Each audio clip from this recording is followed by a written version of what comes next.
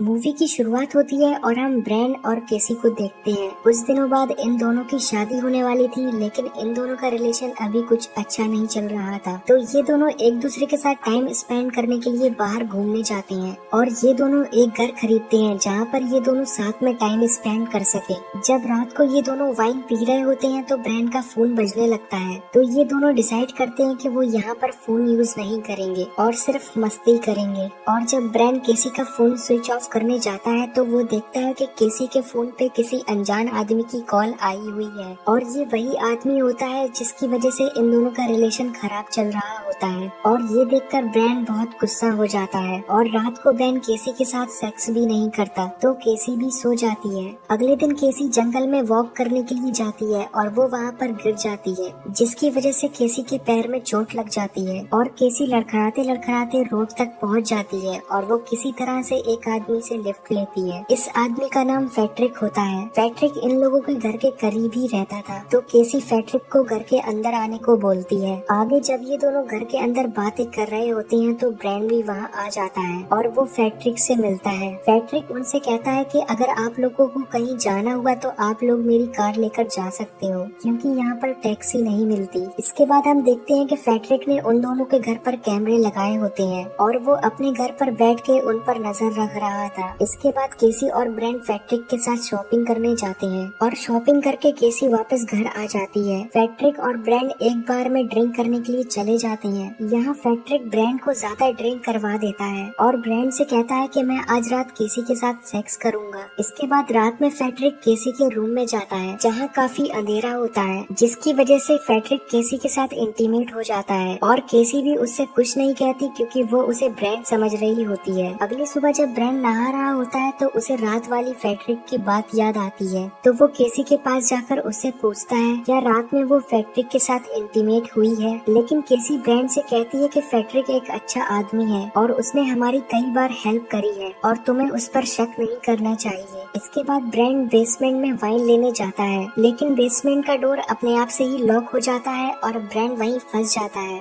यहाँ फैट्रिक इन दोनों पर नजर रखा हुआ था। अब रात में यहाँ केसी अपनी आंखों पर पट्टी बांधकर ब्रैन का इंतजार कर रही होती है, पर वहाँ पर फैट्रिक आ जाता है और केसी के साथ इंटीमेट हो जाता है। दूसरी तरफ ब्रैन को बेसमेंट में एक हिडन डोर मिलता है, तो वो वहाँ से होता हुआ एक रूम में चला जाता है और फैट्रिक ब्रैन की आवाज सुनकर यहाँ से भाग जाता है। और जब केसी अपनी आंखें खोलती है तो वहाँ पर कोई नहीं होता, तो उसे काफी अजीब लगता है। इसके बाद केसी के मोबाइल पर एक वीडियो आती है जिसमें ब्रैन किसी दूसरी लड़की के साथ इंटीमेट हो रहा था, जिसे देखने के बाद केसी बहुत ज्यादा अपसेट हो जाती है और उसे बहुत गुस्सा आता है। यहाँ दूसरी तरफ ब्रैन बेसमेंट से बाहर आकर एक रूम में पहुँचता है जहाँ पर वो एक सीसीटीवी वीडियो देखता है जिसमें फैट्रिक केसी के साथ इंटीमेट हो रहा था। इस वीडियो को देखने के बाद ब्रैन को केसी पर बहुत गुस्सा आता है। थोड़ी देर बाद केसी ब्रैन के पास आती है और उसे वो वीडियो दिखाती है। ब्रैन केसी को समझाने की कोशिश करता है, लेकिन केसी वो मोबाइल दीवार पर मार देती है। फोन दीवार पर लगे एक मिरर पर पड़ता है और वो मिरर टूट जाता है। तभी वो देखते हैं कि मिरर के पीछे तो कैमरा लगा हुआ होता है,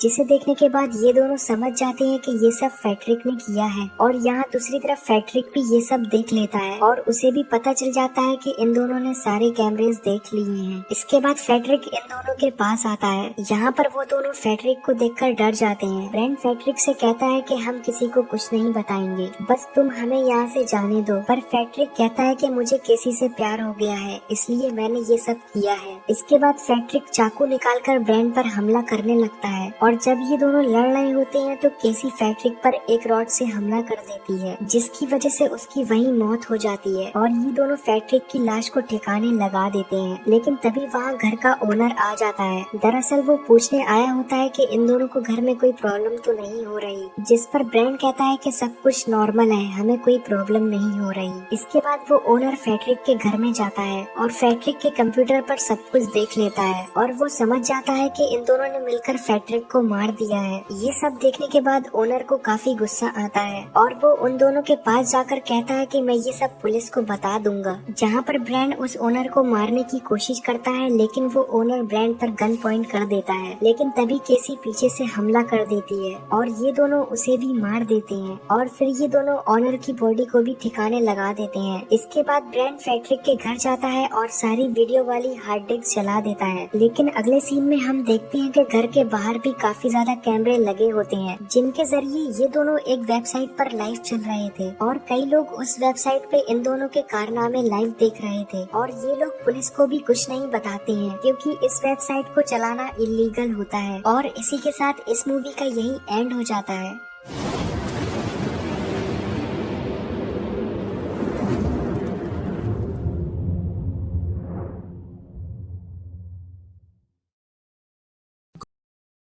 Thanks for watching.